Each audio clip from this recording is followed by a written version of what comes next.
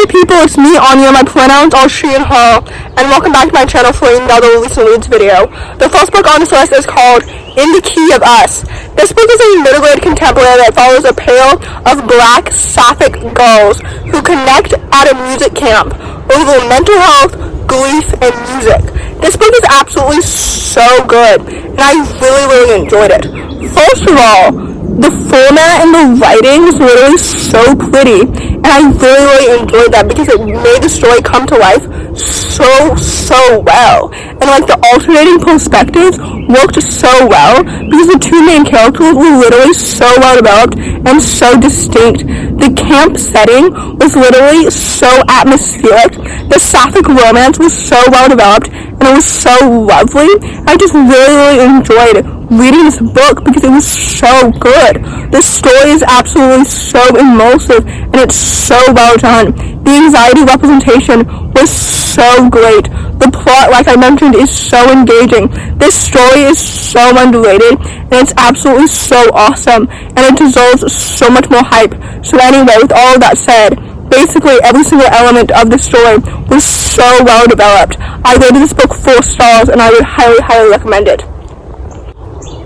The next book on this list is called Sometime in Summer.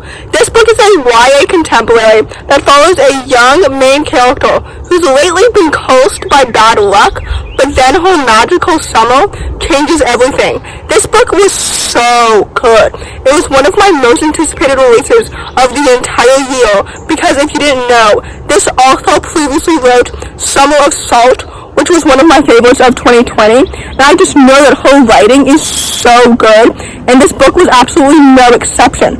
For example, I didn't mind that this book is on the younger side of YA, since the main character is only 14 years old, because the story itself was absolutely so magical, and it was so wholesome, and it was so immersive.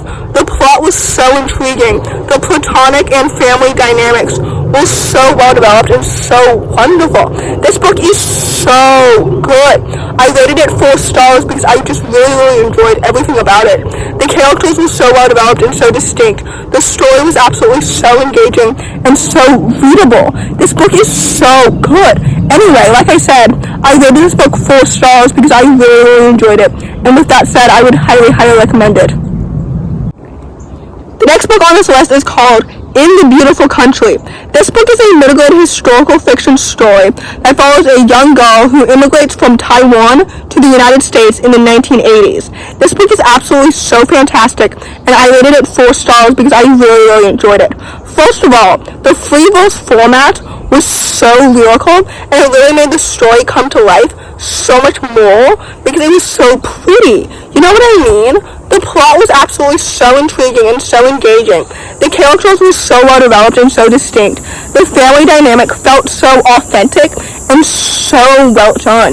The experiences of like a young Asian American in the 1980s felt so authentic, but also like so like real because it truly like parallels with real life. You know what I mean? And not just real life, but like also modern day. I don't know if that makes any sense at all, but basically this book was so good. It reminded me of like Other Words for Home and Front Desk, so we love to see it. This book is absolutely so fantastic and so well developed in every single element, and with all that said, I will gladly read more from the author in the future because they are so talented. Anyway, I rated this book 4 stars because I really enjoyed it. So with all that said, I would highly recommend it. The next book on this list is called Bad Things Happen Here. This book is a YA sapphic thriller that follows a young girl who lives in a small town where girls often get murdered and then their cases go unsolved, and when that hits too close to home, the main character starts investigating.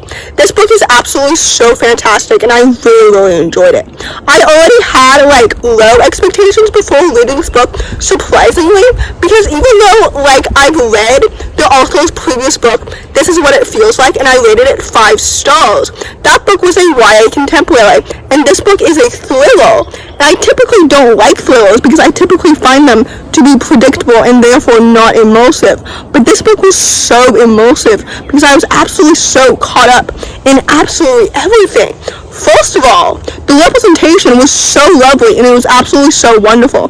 The main character is a mixed race, black, plus-size, sapphic main character, and her love interest is Filipino and half Irish as well, so we love to see it. Like, this book is so good. Speaking of the sapphics, the sapphic romance in this book was absolutely so lovely and it was so well developed. The plot was so intriguing and it was so engaging. The world building was literally so well done. The mystery was so well developed, and I was so intrigued by every single element. I think personally that this book deserves just as much hype as A Lesson in Vengeance, and now I know that that will never happen because black sapphic books never receive the type of hype that white sapphic books do, but a girl can dream. Anyway, with all that said, I rated this book 4 stars and I really enjoyed it, and with that I would highly recommend it. The last book on this list is called Glorious Poison. For those who don't know, this book is a YA historical fantasy, and it's the last book in this trilogy, and it was also one of my most anticipated 2022 new releases, but unfortunately it didn't really live up to that. I had really high expectations for this book because the second book in this trilogy was one of my favorites of 2021, and I rated the first book in this trilogy 4 stars, and even though I also rated this book 4 stars, unfortunately this book is my least favorite of this trilogy overall. Although this trilogy is really good and it's really solid and it's so underrated, unfortunately I just didn't really enjoy this one in particular as much as the other two, if that makes any sense.